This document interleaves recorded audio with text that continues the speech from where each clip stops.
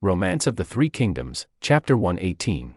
So Wei forces are getting really close to Chengdu, maybe days away, and the Emperor Liu Shan is described as being in, well, total panic. So what were the initial options put to Liu Shan? These were desperate. Absolutely desperate, kind of grasping at straws. Option one was basically run, flee south, head for those remote 7 commanderies in Nanshan. The idea, I suppose, was use the mountains, the tough terrain, to hide out, maybe regroup, perhaps even recruit some local non-Han troops, the southern barbarians, for a counterattack later on. Sounds risky. And option two? Option two was to appeal to their ally Wu, surrender to them, seek asylum. Politically, maybe that seemed a bit safer. Okay, so run south or surrender to an ally.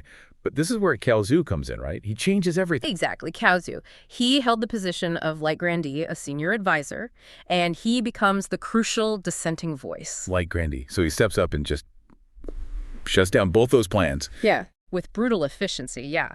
No sentimentality at all. He looks at fleeing south, and he points out, look, the southern tribes, they're long rebellious. It's not like the Shu court has done them any big favors recently. Going there isn't finding refuge, he argued. It's practically inviting a great catastrophe. They'll likely just turn on the emperor for loot or, political leverage. Okay, that makes sense. Dangerous gamble. Yeah. But his argument against surrendering to Wu, that's the really striking one. It's all about minimizing shame. Precisely. It's pure realpolitik. He lays out this cold calculation. Surrendering to Wu is actually worse in the long run than just surrendering directly to Wei. Worse. How? Wu is their ally. Because, Cao Zhu reasoned, Wei is fundamentally stronger. Wei can eventually conquer Wu, but Wu has no realistic chance of ever conquering Wei. It's about the ultimate outcome. I see. So if Liu Shan surrenders to Wu, that's one humiliation. But then if Wu inevitably falls to Wei later... He has to surrender again. A second humiliation. A double disgrace. Incredibly cynical, but probably accurate. It was his core argument. So the takeaway he presented, the one Liu Shan ultimately accepted, was surrender directly to Wei now. You only suffer one humiliation. And in return, Cao Zhu was pretty confident that Wei would cleave land for the emperor, give him a title, some security, protect the ancestral temples, and, crucially, spare the common people further suffering. Okay, I have to push back a bit here, though. That's a huge assumption, isn't it? Betting the entire imperial family's survival on the hope that Wei will be merciful. I mean, history is full of examples where conquering powers just eliminate the previous dynasty completely. Wasn't Cao Zhu taking a massive risk? Oh, it was absolutely a gamble, no question. But Cao Zhu wasn't appealing to Wei's kindness, he was appealing to their political pragmatism. Remember, Wei wanted to legitimize its rule over all of China. Wiping out the Liu family might satisfy some generals, maybe Deng Ai himself, but it could also spark more unrest in Shu. Offering Liu Shan a title, a bit of land, ensuring only that one humiliation was actually the most politically stable move for Wei too. It prevents martyrdom, smooths the transition. Think of it less like friendship, more like strategic corporate merger advice. Ruthless, but maybe rational. Ruthlessly rational. Okay. The political survival of the dynasty is bought through total submission. But just as that cold logic wins out, fury erupts. Yeah, the sources describe this incredibly dramatic scene. The decision to surrender is basically made, and suddenly this voice just explodes in anger. It's Liu Chen, the emperor's 5th son, the Northland king. And the texts make a point of saying he was different from his brothers. The others were mild and good natured, but Liu Chen, he was clever and surpassing in heroic spirit, even from a young age. And he clearly wasn't buying Cao Zhu's pragmatism. He storms in. Bursts in, and he immediately attacks Cao Zhu, calls him a rotten scholar who steals life. I mean, that's about as harsh an insult as you can get in that context. Wow. And he questions Cao Zhu's right to even be involved in state decisions? Yes, demands why a mere scholar gets to weigh in on matters of national survival. But his argument wasn't just, pure emotion, it was also military. He genuinely believed they still had a fighting chance. He pointed out, look, we still have several tens of thousands of soldiers right here in Chengdu. That's not nothing. And the big one, Jiang Wei. Jiang Wei's main army was still out there, intact, holding the line at Jiang. Exactly. Liu Chen's plan, or hope, was resist inside Chengdu, let Deng Ai come in, then coordinate with Jiang Wei to strike from the outside. An internal and external pincer, he thought they could pull off a victory. So they had the troops, they had the general. They just needed the will. That seems to be his argument. They had the resources. The question was whether to risk everything on one last desperate battle. But Liu Shan, the emperor, he'd already checked out mentally. Utterly defeated, it seems. The sources say he just shut his son down immediately. Shouted something like, "You're just a child. How can you possibly understand heaven's timing?" He'd chosen surrender. That was it. Yeah, and Lu Chen. He doesn't just accept that, does he? Oh, he makes this final heartbreaking plea. He's crying, apparently, and says, okay, fine, if ruin really is inevitable, then we ought to fight a battle with our backs to the wall, father and son, monarch and minister together, and die for the state, so we can face the late Emperor Liu Bei with honor. Wow. Basically, let's go down fighting for Grandpa's legacy. Yes, and he declares, I would rather die than suffer this humiliation. But Lu Shan just orders him dragged out of the palace, physically removed. Just devastating. And the story doesn't end there. It gets even darker. It really does. This is where the tragedy deepens immensely. Lu Chen is kicked out, just overwhelmed with shame, with rage. He goes back to his own residence. He finds his wife, Lady Kui, and tells her, "Father has decided to surrender. The lineage ends tomorrow. I'm going to die first. I refuse to kneel before others." And Lady Kui, her reaction is just stunning. Yeah. The sources quote her directly, right? They do. She doesn't hesitate, doesn't argue. She says, "Worthy, worthy, you have found the right death. Full, absolute support." Incredible. And then she had something else. Yes, this line that just cuts right through history. She says, "The principle is the same.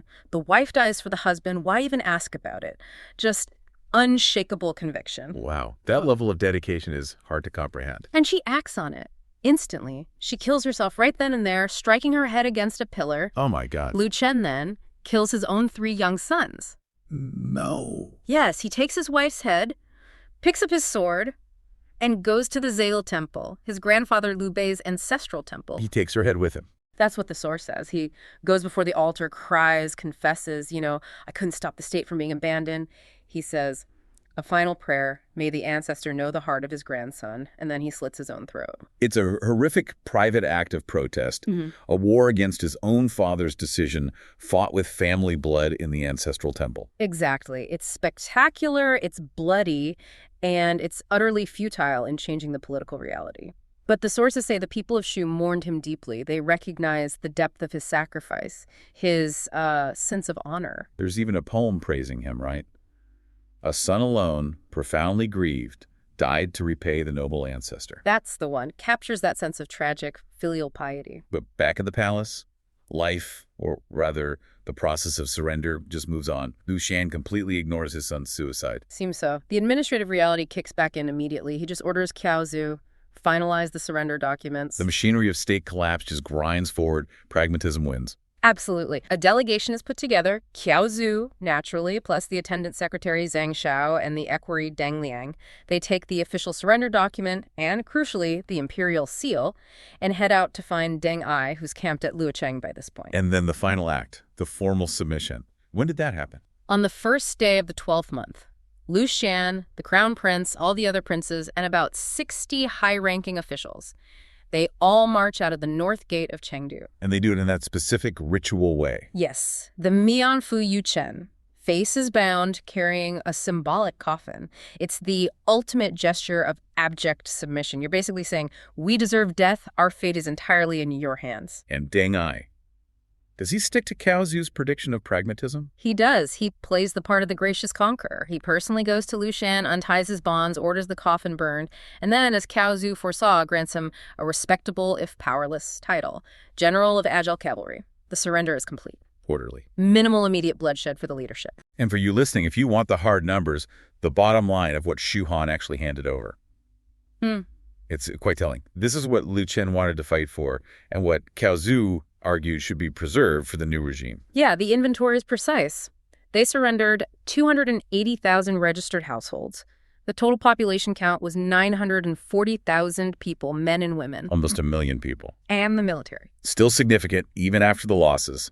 102,000 armed soldiers still on the books, plus 40,000 officials and administrators. So a functional state apparatus and the treasury. Pretty substantial. Over 400,000 units, probably hue of grain in the storehouses. They also handed over 2,000 caddies, roughly equivalent to pounds or kilos, depending on the exact measure, of gold, and the same amount, 2,000 caddies of silver. And luxury goods. Yep, 200,000 bolts of fine silk and another 200,000 bolts of brocade. This wasn't a state on the brink of starvation. It was a functioning, relatively wealthy kingdom that chose a political end over a military one. And then there's that final little detail, almost darkly comic, about corruption surviving even the fall of a kingdom. Right. Huang Hao, the notoriously corrupt eunuch official, who many blamed for Shu's internal weakness, Deng Ai actually intended to execute him. But the sources say Hao just, used his hoarded gold and jewels to bribe Deng Ai's close aides, and poof, he was spared. Incredible. Even in the midst of dynasty-ending drama, a little grease on the right palms works wonders. Some things never change, I guess. Petty corruption endures. When the surrender decree gets to Jiang Wei at Jiang, the sources say he was stunned, but his troops, they were absolutely furious. Oh, that detail is something else. It says they were just enraged, biting teeth, eyes full of anger, hairs standing up. Pulling out swords to chop stones. Just pure, raw fury. And apparently they were crying and shouting so loud, the sound carried for miles. I mean, they were ready to die fighting, and their emperor just folded. Yeah, unimaginable. But that fury, that intense loyalty, Jiang Wei saw an opportunity there. He knew he could work with that. Exactly. He calms them down, tells them about this secret plan he has. A long shot, maybe, but a plan to restore the Han Dynasty. And just like that, they quiet down. Bought in by just a glimmer of hope. Totally. And Jiang Wei's first move? Raise the white flags, go report to General Zhang Hui. So he's not just surrendering, he's walking right into the enemy camp, planning sabotage from the inside. Yeah. Incredibly bold. It's a huge gamble. I mean, he's banking everything on the egos and the rivalry between Zhang Hui and Deng Ai, the two-way generals who led the invasion. If he gets it wrong, he's dead right. Instantly. Absolutely. One wrong step, and it's over. So what's his safety net? How does he even get in the door without Zhang Hui just executing him? Flattery. Pure, calculated flattery. It wasn't just a surrender. It was like performance art. What do you say? He tells Zhang Hui he only gave up because he respected him so much. Said Zhang Hui had flawless calculations, the only way general worthy of respect. Played right into Zhang Hui's known intellectual pride. Ah, clever. But then he twists the knife politically, doesn't he? Oh, yeah. He specifically says he would have fought Deng Ai to the bitter end, but he chose to submit to Zhang Hui. Ouch. Basically confirming Zhang Hui's suspicion that he's the superior general. And boom, it works. Like a charm. Zhang Hui is so pleased he treats Jiang Wei like an honored guest, not a prisoner. He even breaks an arrow as an oath. Breaks an arrow, swears brotherhood, and crucially lets Jiang Wei keep command of his own troops. Wow. So Jiang Wei's in, he's got his position, he's got Zhang Hui's trust. Perfect setup for a double agent. Absolutely textbook infiltration. Okay, so Zhang Hui's distracted by his new best friend. Let's shift over to the other guy, Deng Ai. He's the one who actually took the capital, Chengdu. Right. And Deng Ai is, well, he's basking in the glory. Celebrating big time at Mianzhu. The sources mentioned he built a huge platform just to show off. Yeah, a massive tower to display military success. And he holds this huge banquet for all the Shu officials who surrendered. And uses it to be incredibly arrogant, from what I read. Oh, unbelievably so. He basically tells the defeated Shu officials, you guys are lucky it was me. Anyone else would have wiped you all out. Zero class. That kind of arrogance usually leads to mistakes, doesn't it? It translates directly into political blindness. Deng Ai hears Jiang Wei surrender to Zhang Hui, and he seems, well, annoyed. So he immediately writes this really detailed plan to Sima Zhao. About conquering Wu. Already? Immediately he wants to just roll right on, use the momentum, calls it a sweeping opportunity. He's basically treating this whole conquered territory like his personal project. Totally. He details everything. Needing troops, starting industries, boil salts, start metallurgy, build ships, planning the next war without even asking. Okay, but the real kicker, the thing that probably set off alarm bells in the capital, was his plan for Shan, right? The former emperor. That was the critical mistake, the huge political blunder. He tells Sima Zhao not to send Shan to the Wei capital yet. Keep him in Shu, give him a title, King of Fufeng. Exactly. Keep him there until winter. His stated reason was to show kindness, maybe encourage Wu to surrender peacefully. But that's not how Sima Zhao would see it, surely. Keeping the former emperor in the conquered territory, that sounds like setting up your own power base. Precisely. It looks like Deng Ai is trying to claim the symbolic victory for himself, holding the ultimate political prize hostage, almost, sidelining the central court. So Sima Zhao gets this letter and sees self-serving intentions written all over it. Immediately. This kind of independent strategizing, especially with the former emperor involved, is way more alarming to someone like Sima Zhao than battlefield losses. So what does Sima Zhao do? He plays it carefully at first. Classic move. He sends two things. First, a promotion. Deng Ai is named Grand Commandant. Huge honor. But right behind it comes a private letter delivered by Supervisor Wei Guan. Stern orders. Stop everything. Halt all these grand plans until the court approves. Okay, this is Deng Ai's chance to realize he overstepped. Pull back. Obey the order. But does he? Nope. His pride, his hubris, it's just too big. He openly defies the order. What does he say? He falls back on that old principle. A general outside the frontier can ignore the sovereign's command. Oh, bold. And then he writes back. He doubles down, writes another letter, really firm this time. He even quotes the spring and autumn annals. Citing ancient history to justify defying a direct order from the guy who basically runs the empire. Yep. Arguing that if a grandmaster leaving the border has a means to secure the nation and benefit the state, they may act independently. He insists waiting for approval will lose the crucial timing for attacking Wu. Okay, wait. Is he technically right according to ancient protocol? Or is this just suicidal arrogance given the context? That's the fascinating question, isn't it?